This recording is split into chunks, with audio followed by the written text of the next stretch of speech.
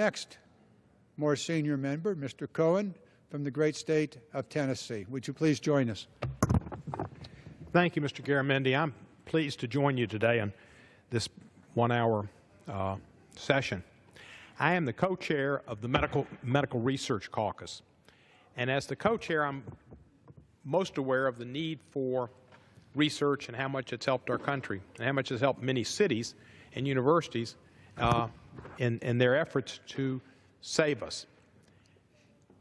From a long time ago, I've realized that my enemy, and I'm not to suggest to anybody or get the wrong impression that I don't think that we need a military and a strong military, but I've known that the odds of me dying from something that happens initiated by North Korea or Iran or ISIS is about nil.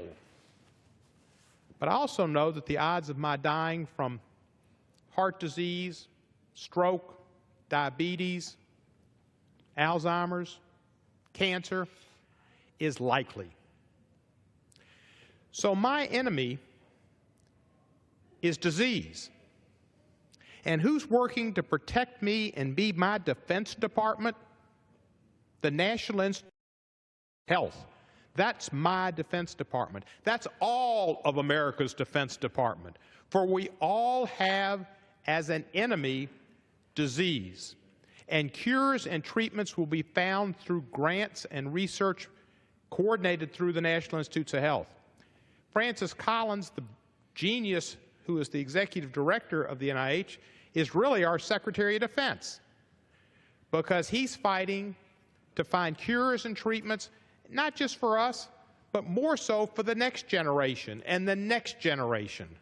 So it's a perfect situation for us to act, to protect our constituents against their most serious enemy, and that's disease, and to protect them no matter how we fund it, because for the deficit hawks who might suggest that some of the expenses be paid for by future generations, that's who's going to get the treatments and the cures, and people not even born yet.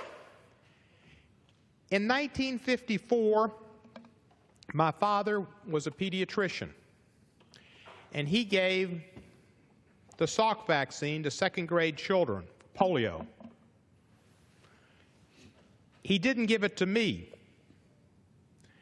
in the fall of 1954 or the spring of 1954 because that wasn't his charge. It was to give it to second graders and attest to the Salk vaccine. I came down with polio in September of 1954. And but for medical research not being a year earlier, when the Salk vaccine became available to everyone in the spring of '55, I would not have had polio. It affected me as a young person. I spent 3 months in a hospital, lots of time with physical therapists, had surgeries. And today, because without it, I wouldn't be standing here. And my future, I'm not sure what it'll be. But it would have been a lot better if we had the Salk vaccine a year earlier. And for every cure and treatment that comes a little later and a little later, is that many more people that will suffer from it. So this $6 billion, nearly $6 billion cut is going to affect people's lives in a meaningful way. For that reason, I'm proud to join Mr. Garamendi and my other colleagues here to oppose this $6 billion cut and also to advocate for increases in funding to the National Institutes of Health, our real Defense Department, fighting for all Americans against the #1 enemy we all have, which is catastrophic illnesses and diseases. Thank you, sir. Thank you so very much, Mr. Cohen. Your personal story and the effect of research not being available to you in your early childhood and the result of that. And we know that all across the United States, there are issues that are out there. Certainly Alzheimer's, which is our principal subject matter today, together with the cuts in the NIH, National Institute of Health budget. But also there's this thing called Zika. That's out there. And the research for that, is that going to be forthcoming, or is that also due